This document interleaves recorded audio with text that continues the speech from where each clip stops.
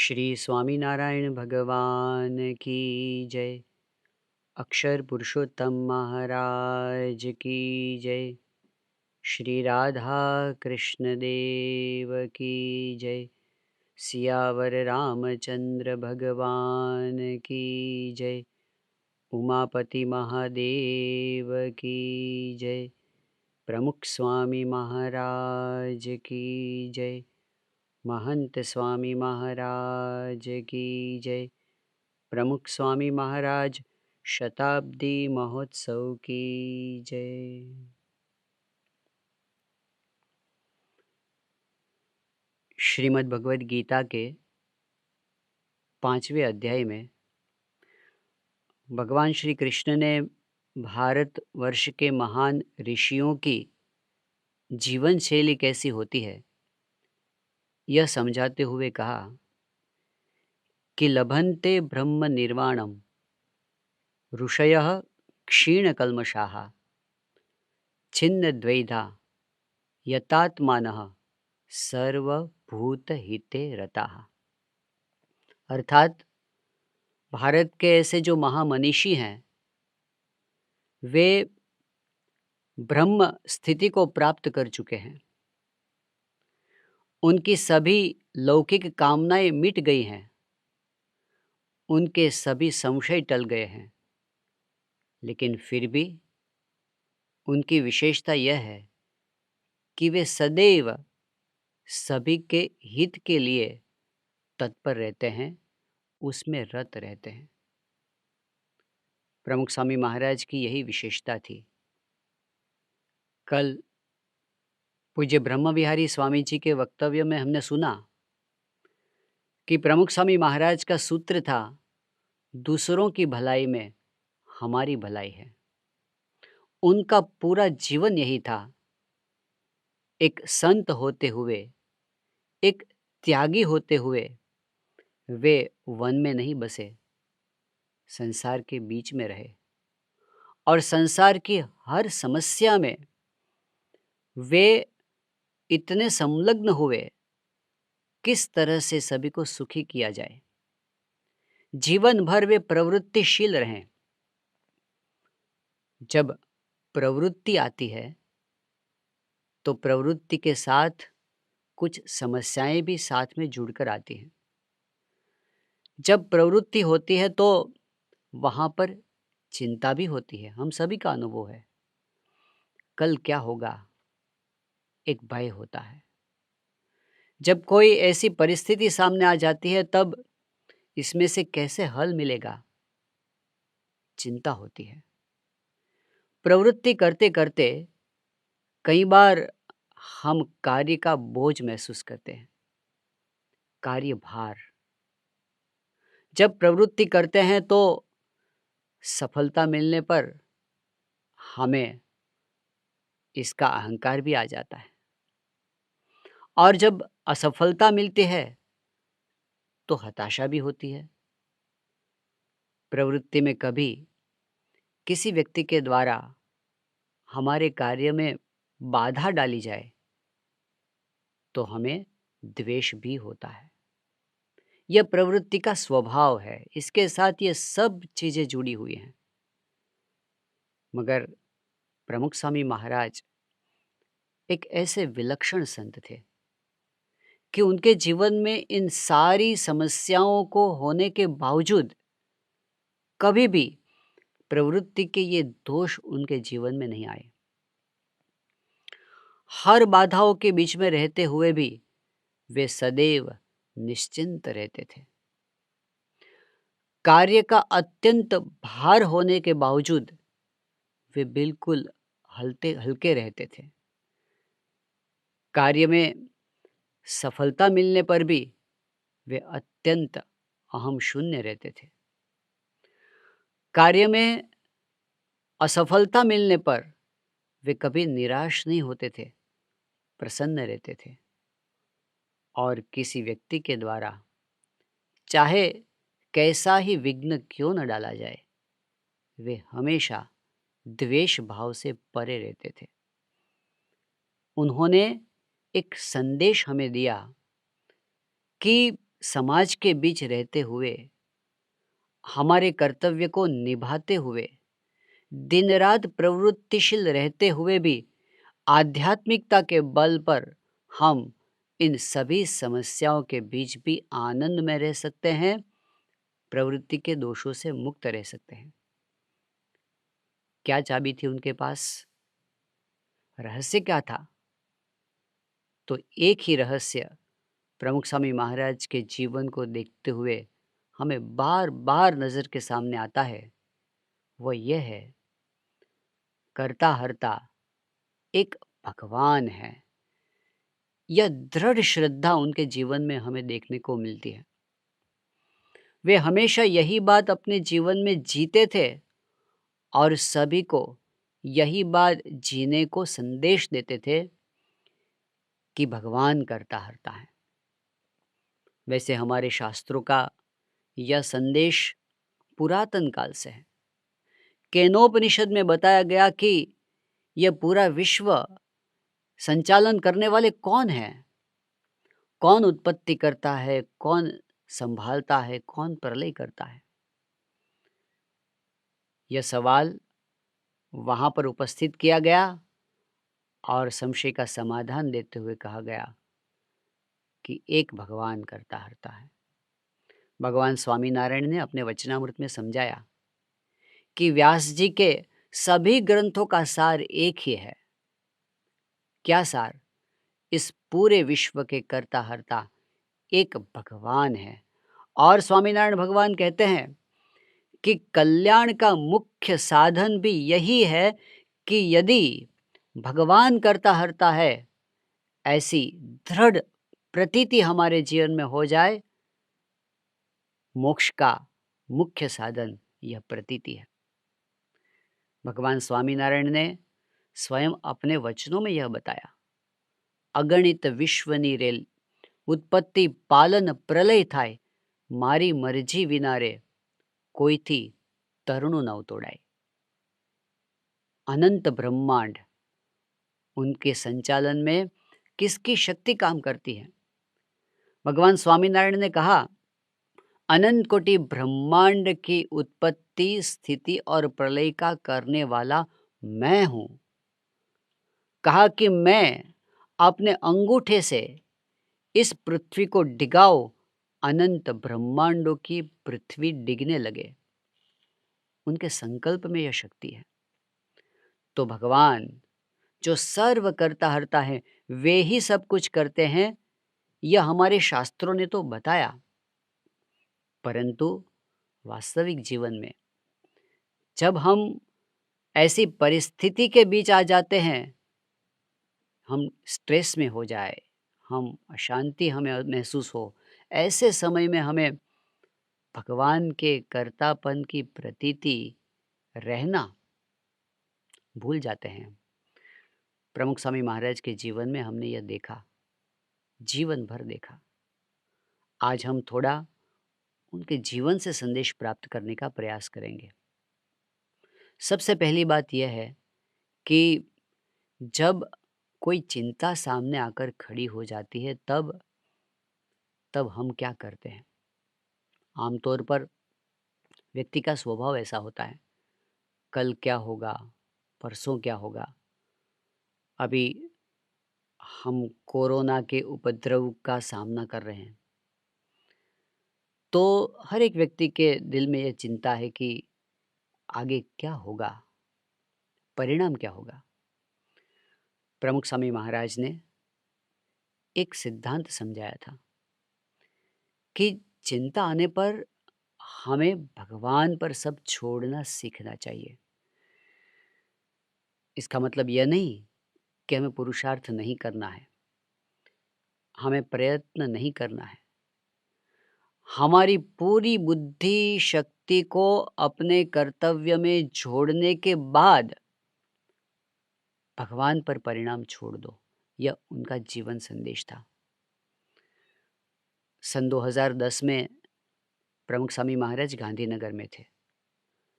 गांधीनगर अक्षरधाम में एक अति आधुनिक और आध्यात्मिक संदेश को देने वाला वाटर शो बन चुका था, इसका उद्घाटन समारोह था। अब समारोह के पहले सब कुछ तैयारियां हो चुकी थी, निमंत्रण दिए गए थे, 2000 महानुभाव पहले शो में पधारने वाले थे, गुजरात के मुख्यमंत्री श्री भी थे और अनेक महानुभाव थे। अब 2 दिन पहले जब फाइनल टेस्टिंग हुआ, तब एक समस्या यह आई कि उस समय बहुत ही भारी पवन था। अब वाटर शो में तो वाटर स्क्रीन पर प्रोजेक्शन करना होता है। पवन इतना भारी था कि वहाँ पर प्रोजेक्शन करना ही मुश्किल हो गया, क्योंकि वाटर का स्क्रीन ही नहीं बन पा रहा था। इतना पानी उड़ रहा था कि जहाँ पर सबसे अधिक महत्वपूर्ण मेहमान बैठने वाले थे, तो उनको तो पूरा मानो पानी में डुबो दिया हो, ऐसे उनके कपड़े हो जाए, ऐसी परिस्थिति आ गई। अब किसी ने सोचा नहीं था। अब यह तो नई समस्या आई। देखा वेदर फोरकास्ट में कि यह पवन की क्या दशा होने वाली है, तो पता चला कि पवन कम होने वाला नहीं है। यह तो अभी भी 2-3 हफ्ते तक यही रहने वाला है। समस्या का समाधान क्या करें? गए प्रमुख स्वामी महाराज के पास और सभी ने चिंता जताते हुए कहा कि स्वामी जी, हमने ये उद्घाटन का समारोह रखा है, मगर लगता है कि हमें इसे पोस्टपोन करना पड़ेगा, क्योंकि पवन इतना तेज है। अब इसमें अगर हमने यह किया और पहले ही शो में बाजी बिगड़ जाएगी, तो लोगों को क्या लगेगा? प्रमुख स्वामी महाराज बिल्कुल शांत थे, स्थिर थे, सबकी बातें सुन ली। फिर स्वामी जी ने कहा कि देखो, भगवान में विश्वास रखो। आज तक भगवान ने हमारी लाज कितनी बार रखी है, उसको याद करो। आज तक उन्होंने हमारी लाज रखी है, तो आगे भी रखेंगे। सभी ने कहा कि मगर स्वामी जी, इसमें तो भारी जोखिम है और हमने ये वेदर फोरकास्ट में देख लिया कि पवन कम होने वाला नहीं है। स्वामी जी ने कहा प्रार्थना करो, सब कुछ ठीक हो जाएगा।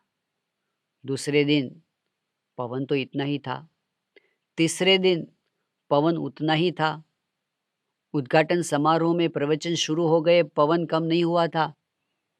प्रमुख स्वामी महाराज पधारे, उस वक्त भी पवन उतना ही था जितना 2 दिन पहले।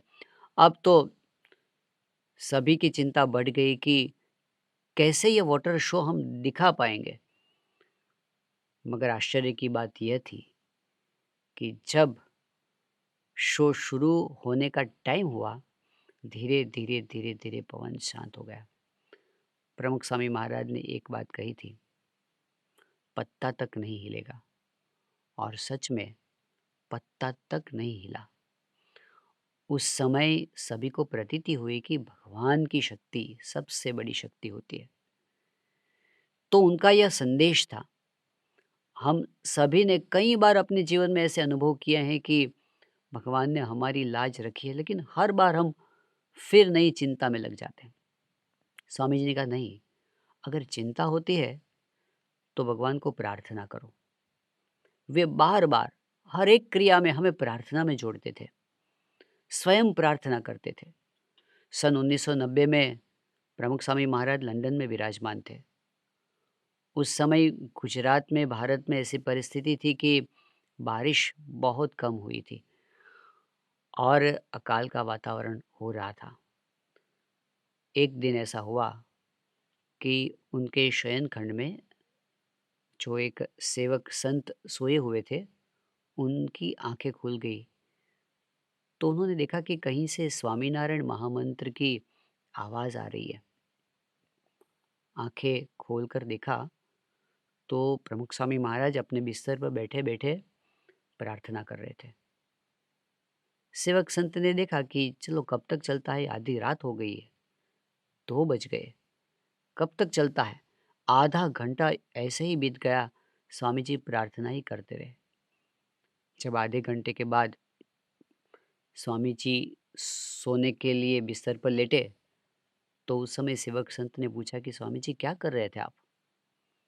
तब प्रमुख स्वामी महाराज ने कहा, मैं प्रार्थना कर रहा था, देश में बारिश नहीं है ना, तो भगवान को प्रार्थना कर रहा था। 1 घंटे तक प्रमुख स्वामी महाराज ने रात को जागकर प्रार्थना की। सेवक संत ने पूछा कि स्वामी जी, हर रोज ऐसा करते हैं? स्वामी जी कुछ बोले नहीं, परंतु सेवक संत समझ गए कि कई दिनों से शायद स्वामी जी रात को जाग जाग कर भगवान को प्रार्थना कर रहे थे। जो लोग देश में थे, जहाँ पर सच में पानी की अछत थी, जहाँ पर सही में लोग अकाल का अनुभव कर रहे थे, उन लोगों में शायद ही कोई ऐसा होगा जिसने कई दिनों तक रात को घंटे-घंटे भर जागकर अपने लिए प्रार्थना की हो। प्रमुख स्वामी महाराज ऐसे पुरुष थे जो लंदन में थे, वहाँ तो कोई बारिश का प्रश्न ही नहीं था, लेकिन वहाँ बैठे-बैठे वे प्रार्थना कर रहे थे। क्यों? प्रतीति। हम प्रार्थना करते हैं तो भगवान सुनते हैं, और भगवान करता हरता हैं जो हमारी प्रार्थना सुनेंगे और सभी को सुख करेंगे। यह उनकी श्रद्धा थी, प्रतीति थी, और उनके जीवन में देखने से सभी को यह प्रतीति की दृढ़ता होती थी। दूसरी समस्या होती है प्रवृत्ति के बीच, कि जब कार्य भार बढ़ जाता है ना, तो हम तनाव का अनुभव करते हैं, स्ट्रेस का अनुभव करते हैं। आज यह पूरे विश्व की समस्या है। स्कूल जाते छोटे-छोटे बच्चों से लेकर बड़े-बड़े उद्योगपति तक, सभी को अपने-अपने काम का तनाव है। इतना सारा काम, सामने डेडलाइन, कैसे कर पाएँगे हम? प्रमुख स्वामी महाराज बीएपीएस संस्था का संचालन करने में 160 से अधिक प्रवृत्तियों का सूत्र संभाल रहे थे। एक एक प्रवृत्ति में वे दिलचस्पी से भाग लेते थे, सब कुछ ख्याल रखते थे, लेकिन कभी उनके चेहरे पर किसी ने तनाव नहीं देखा। दिल्ली अक्षरधाम का निर्माण कार्य चल रहा था, सन 2003 का वर्ष था। एक बार स्वामी जी दिल्ली में ही पधारे थे। उस समय अक्षरधाम निर्माण के लिए जो पत्थर आए थे, उसके ढेर बिखरे हुए पड़े थे पूरे कैंपस में। अक्षरधाम में सेवा कार्य में जुटे हुए संतों के साथ स्वामी जी एक मीटिंग में थे। जब मीटिंग का काम पूरा हो गया, तब एक संत ने कहा कि स्वामी जी, कल रात 1 बजे मैं साइट पर से चलकर आ रहा था, तब मैंने देखा कि इतने सारे पत्थरों का मानो पूरा जंगल मैंने देखा, और इस तरह से बिखरे हुए पड़े थे। उस समय मुझे विचार आया कि अक्षरधाम का यह परिसर इस हालात में यदि किसी को सौंप दिया जाए ना, मुफ्त में, तो भी उसे हार्ट अटैक आ जाए। इतना बड़ा काम देखकर ही मानो मेरा तो हृदय बैठ गया। प्रमुख स्वामी महाराज ये सुनकर हंसते हुए बोले कि इतना सारा काम चल रहा है, लेकिन मेरे हृदय पर एक कंकड़ का भी भार नहीं है, बोझ नहीं है। सब भगवान करते हैं। वे कभी अपने सर पर भार नहीं लेते थे, सभी जिम्मेदारियों को निभाते हुए। एक बार प्रमुख स्वामी महाराज राजकोट में विराजमान थे, और उस समय ऑल इंडिया रेडियो के डायरेक्टर प्रमुख स्वामी महाराज से मिलने के लिए, आशीर्वाद लेने के लिए आए थे। स्वामी जी एक मीटिंग में व्यस्त थे, इसलिए वे वेटिंग में बैठे बैठे एक संत के साथ अ, वार्तालाप कर रहे थे। वार्तालाप के दौरान उन्होंने बताया कि एक बात मेरी समझ में नहीं आ रही कि प्रमुख स्वामी महाराज की पढ़ाई सिर्फ 6ठी कक्षा तक की है। उनका एजुकेशन इतना बड़ा नहीं है, लेकिन फिर भी मैं उनके कार्य को जब देखता हूँ, वे इतना बड़ा कार्य का दौर संभाल रहे हैं, और इसके साथ-साथ दुनिया के अनेक क्षेत्रों के लोग उनके पास आते हैं, मार्गदर्शन पाते हैं।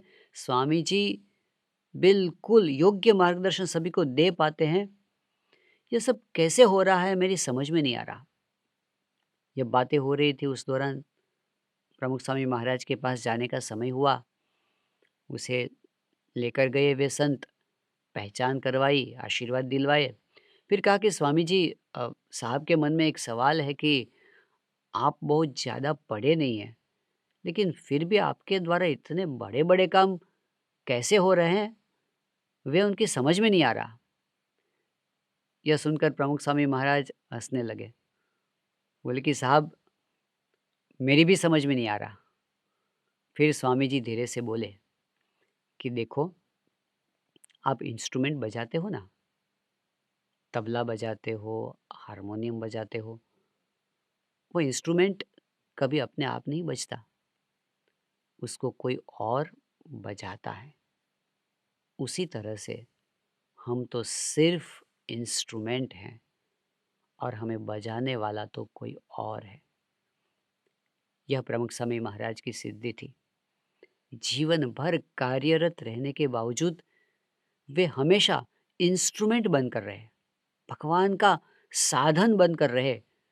कभी उन्होंने कर्तृत्व का बोझ अपने सिर पर नहीं लिया। स्वामी जी हमेशा एक बात कहते रहते थे कि हमारे गुरुजी ने हमें एक बात सिखाई है कि अगर आप अपने सिर पर पानी का घड़ा भरकर चलते रहोगे तो आपको उसका बोझ लगेगा, मगर अगर आप समुद्र में गोता लगा दोगे तो लाखों टन पानी अपने सर पर होगा, फिर भी आपको उसका बोझ नहीं लगेगा। उसी तरह से जब तक हम यह मानेंगे कि मैं करता हूँ, तब तक तुम्हें बोझ लगेगा। और जब तुम यह मानोगे कि मैं कुछ नहीं करता, मैं सिर्फ साधन हूँ और करने वाले तो परमात्मा है, सब बोझ हट जाएगा और काम अच्छा होगा। यह दूसरी समस्या का समाधान स्वामी जी के जीवन में हम देखते थे। तीसरी बात, जब कोई कार्य चलता है तो उसमें सफलता मिलने पर मनुष्य को सफलता का नशा चढ़ जाता है। भगवान स्वामीनारायण वचनामृत में बताते हैं कि जब कोई मानता न हो व्यक्ति को, तब उसका मन कुछ अलग सा होता है। लेकिन 100, 200, 500, 1000, 50,000, लाख ज़्यादा लोग जब उनको मानने लगे, पूजने लगे, सम्मान देने लगे, तब व्यक्ति के पूरे विचार बदल जाते हैं। प्रमुख स्वामी महाराज ऐसे संत थे कि लाखों के हृदय सिंहासन पर राज करते थे, मगर उनकी विशेषता यह थी, उन्हें कभी अपनी सफलता का नशा नहीं चढ़ा। दिल्ली अक्षरधाम निर्माण के बाद जब पूरे विश्व से प्रशंसा की बौछारें हो रही थी, उस वक्त स्वामी जी हमेशा हर बार यही बताते थे कि हमसे क्या हो सकता है, यह तो परमात्मा की कृपा है, हमारे गुरुजी का संकल्प है, इसलिए यह हुआ, हमसे नहीं हुआ। एक बार ऐसा हुआ, एक और अक्षरधाम निर्माण का कार्य पुरजोश से चल रहा था और स्वामी जी दिल्ली में ही एक भक्त के घर विराजमान थे।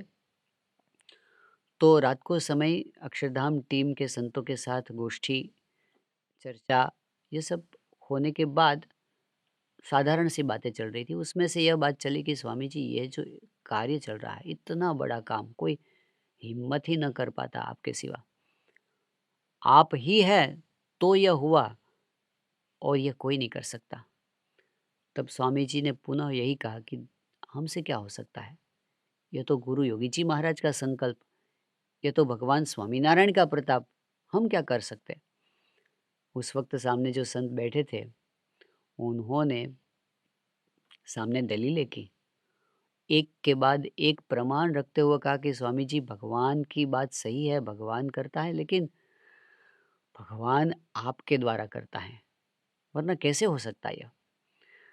तो सबने इतनी दलीलें की, एक समय ऐसा हुआ, प्रमुख स्वामी महाराज बोलते बंद हो गए, खड़े हो गए। अब सोने के समय में थोड़ी देर थी, फिर भी स्वामी जी खड़े हो गए, बाथरूम में गए, सेवक संत भी वहाँ पर आ गए और वे स्वामी जी के पीछे पीछे बाथरूम में गए बाहर आकर कहा कि आप लोगों ने क्या चर्चा की है? प्रमुख स्वामी महाराज बाथरूम में खड़े-खड़े अकेले बोल रहे हैं कि मैंने कहाँ कुछ किया है, मैंने कुछ नहीं किया। ये तो भगवान की कृपा है, गुरु के आशीर्वाद है। और ऐसे बोलते-बोलते स्वामी जी की आँख में आँसू आ गए हैं।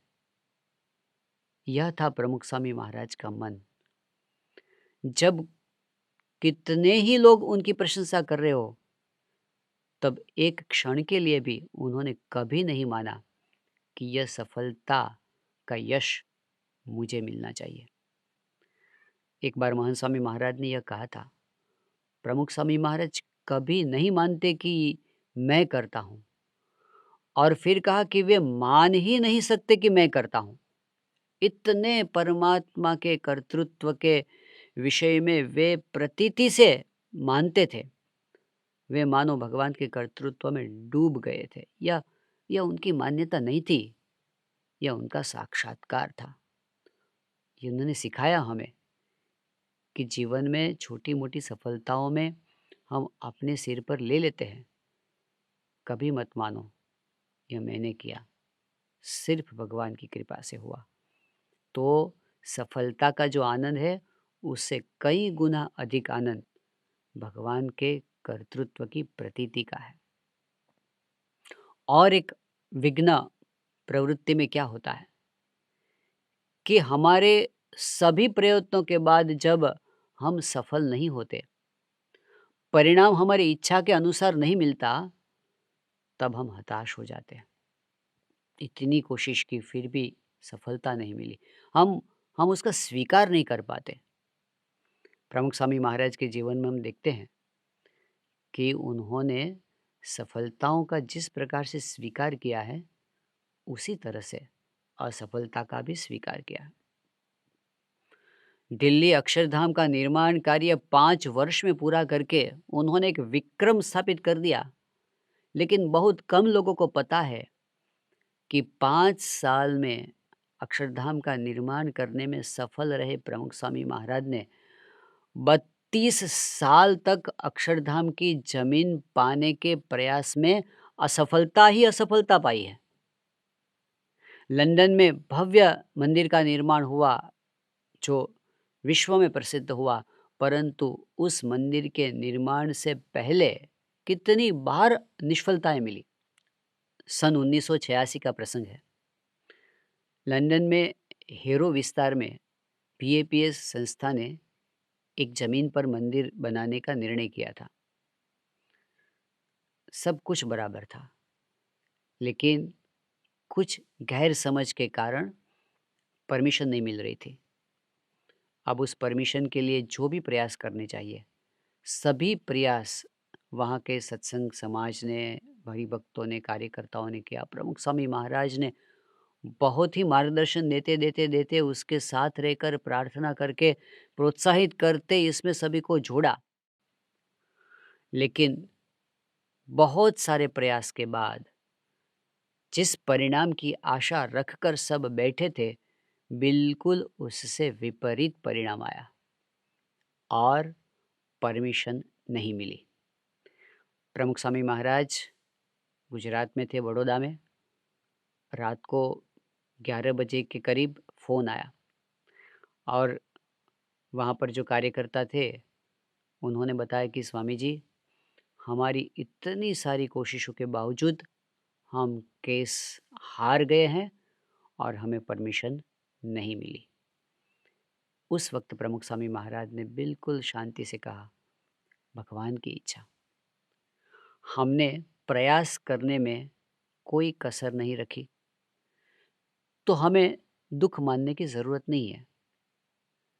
हमने अपनी ओर से अपनी भक्ति पूरी कर ली। अब भगवान की इच्छा वहाँ नहीं मंदिर करने की है, कहीं और सही। भगवान की इच्छा ऐसी होगी कि कहीं और स्थान पर मंदिर में विराजेंगे। ऐसा कह के प्रमुख स्वामी महाराज शयन में गए और कुछ ही क्षणों में वे गहरी निद्रा में चले गए। उन्हें कभी कोई भी परिणाम उनको विचलित नहीं कर पाया। वे स्वीकार कर लेते थे, यही भगवान की इच्छा है तो हमें वही मंजूर है। कभी उन्होंने शिकायत नहीं की भगवान से कि आप क्यों हमारे लाख प्रयत्न के बाद भी हमें सफलता नहीं देते। सन 1974 में प्रमुख स्वामी महाराज के जीवन में एक अत्यंत दुखद घटना घटी। गुरु पद पर आने के बाद उनकी पहली विदेश यात्रा थी। सभी को बड़ा उमंग था, उत्साह था कि स्वामी जी विदेश आ रहे हैं। वहाँ के भक्तों को भी बड़ा उत्साह था। लेकिन जब स्वामी जी नैरोबी पहुँचे तो किसी गैर समझ से वहाँ के जो अधिकारी थे उनके द्वारा ऐसा संदेश दिया गया कि अब आपको केन्या की धरती पर नहीं उतरना है, भारत वापस लौटना है इसी प्लेन में। पता नहीं क्यों बस ना ही कह दी। उसी प्लेन में प्रमुख स्वामी महाराज को भारत वापस लौटना पड़ा। यह उनका भयंकर अपमान था। सभी के दिल में दुख था इस बात का। लेकिन प्रमुख स्वामी महाराज के चेहरे की एक लकीर में भी कोई रूपांतर नहीं था। मुंबई आए रात को 1:30-2 बजे। उस समय भी वे प्रफुल्लित थे।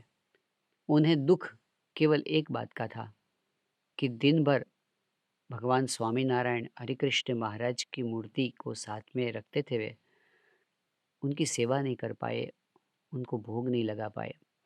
रात को आकर उन्होंने भगवान के लिए भोग तैयार करवाया। सुबह वे जब अपनी पूजा करने के लिए पधारे, उसके बाद भगवान को वे दंडवत प्रणाम करने लगे। हर रोज़ 6 दंडवत प्रणाम करते थे, लेकिन उस दिन करते ही गए 10, 15, 20। किसी ने पूछा कि स्वामी जी आज आपने इतने सारे दंडवत प्रणाम क्यों किए? तब स्वामी जी बोले, कल हमसे जो भूल हो गई उसकी क्षमा मांगने के लिए। तो पूछा, स्वामी जी हमने क्या भूल की है? हमारी तो कोई गलती नहीं। स्वामी जी ने कहा, कल पूरे दिन हम भगवान को भोग नहीं लगा पाए, इसलिए मैं माफ़ी मांग रहा था। यह उनकी भक्ति थी। हमारे मन में कैसे विचार आते कि भगवान ने हमारा काम नहीं किया तो भगवान भूखे रहे, हम क्या करें इसमें? लेकिन यह उनकी भक्ति, भगवान जो भी हमारे साथ करते हैं उनका स्वीकार करना, वह हमारे भले में ही है। आगे पता चलेगा कि क्या होगा। वह हमारे भले में ही है। आगे पता चलेगा कि इसमें हमारा क्या अच्छा होने वाला है। मगर वे भगवान कभी हमारा बुरा नहीं करते, यह उनकी दृढ़ श्रद्धा थी। पांचवी बात क्या होती है कि जब कोई व्यक्ति हमारे कार्य में बाधा डालता है, तब उसके प्रति अवश्य हमारे मन में द्वेष हो जाता है। प्रमुख स्वामी महाराज के पूरे जीवन में ऐसे कई प्रसंग बने। कई बार किसी ने जानबूझकर उनके कार्य में विघ्न डाला। किसी ने जानबूझकर उनकी बिना कारण निंदा की। ऐसे ऐसे आक्षेप किए जो बिल्कुल बेबुनियाद थे।